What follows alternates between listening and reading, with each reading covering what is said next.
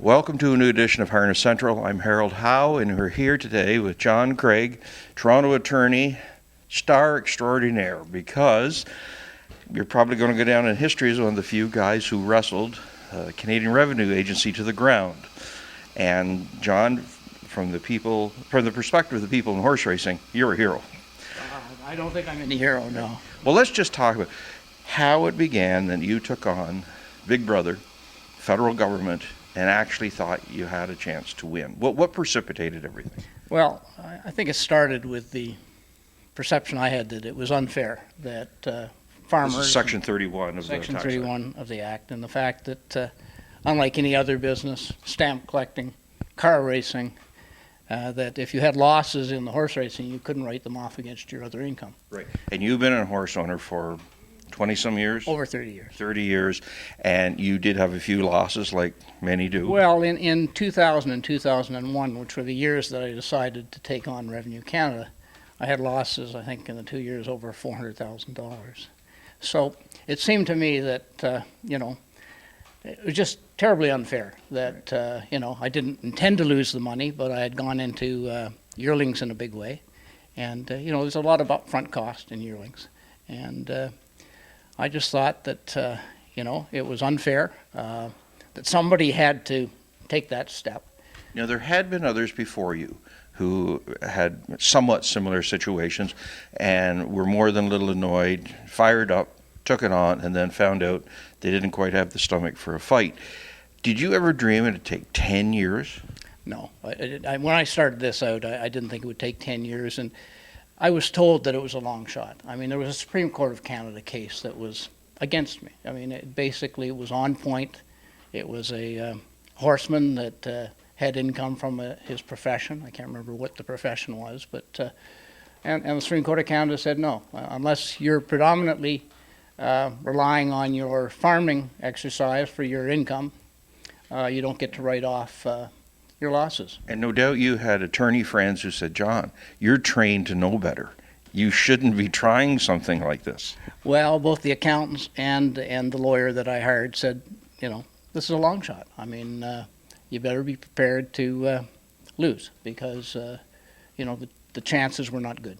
So you won in court, but it didn't stop there. No, I mean, we drew a very good judge at trial, and he was quite engaged. He took it seriously. It was an all-day trial, and when his judgment came out, it accepted all of the arguments we made, and it read very well. And so that certainly encouraged me. I mean, up until that point, I thought that it was a long shot. But it didn't impress the Canadian Revenue Agency. Oh no, they definitely felt that this was something that they wanted to fight, and as it turned out, they wanted to fight it to the bitter end. And we found out that they felt that it opened the floodgates. That apparently there were 48 in 2009. I think there were 48,000 farmers that had been restricted by Section 31 and representing over $1 billion in losses. So this was big money for Revenue Canada, and they didn't like the precedent. So what was the next step? Well, they appealed to the Court of Appeal, and we were successful there, unanimous 3-judge decision. I thought maybe it was over then, and then they sought leave to appeal to the Supreme Court of Canada, which was a big surprise. I really didn't think that they would go that far. But they got leave. It was deemed to be a matter of national importance. And in August of this year, 7 judges, Supreme Court of Canada, unanimously ruled in my favor. So, what does this mean to not everyone in racing, but a percentage of people in racing? Well, if you look at my profile, I'm a typical owner. The things that I did and the time spent, I think most owners of several horses would do. So if you look at the Supreme Court of Canada case, I would think a vast majority of owners who basically fund their horse racing operations from other income in a business or a profession or something else should be able to write off losses. Now, obviously, we're not looking to lose money in horse racing, but it does happen. And when you make an investment in anything, you would like to think that if you're going to lose money, that you could write those losses off against other income, like any other business. So I would think this does allow horsemen and farmers generally who have a principal occupation that's not farming or horse racing, in those years where they lose money, to write those losses off against their other income. You're a trained attorney, but you specialize in the mining industry, specifically mergers and acquisitions. So was this a learning experience for you? Well, certainly the litigation process. I mean, I'm a lawyer. I'm not used to being the client. I'm also not used to paying legal bills, so I'm certainly sympathetic to those that have to pay my bills.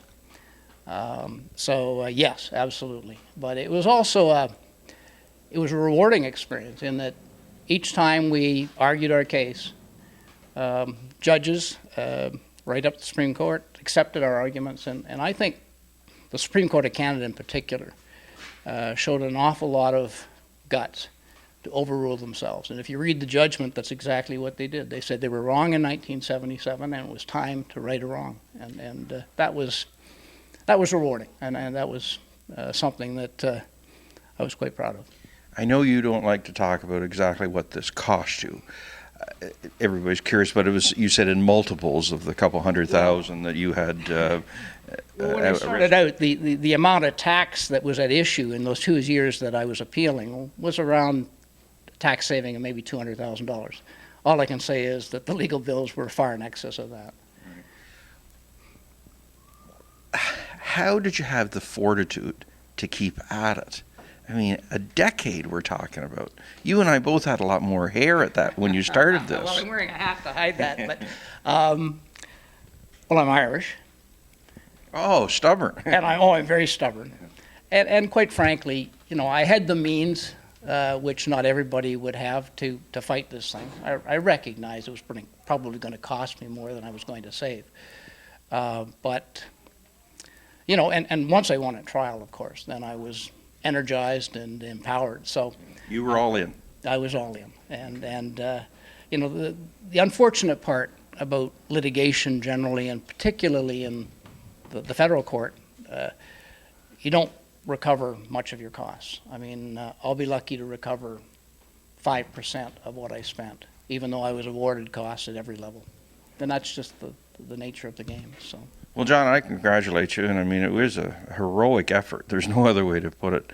And I, for one, would suggest that racing should honor you with the Camfell Award, because it really was an extraordinary effort. I mean, where others tried and failed, I mean, you just hung in there and got it done. Harold, I think, awards for horsemen should be for success on the track, not in the court. So I thank you for that, but no, I think that... Listen, I'm just pleased that this case and this result hopefully will encourage people to invest in racing. For those that are invested, they will have more money to put back into racing, and it levels the playing field. And that was basically what this was all about.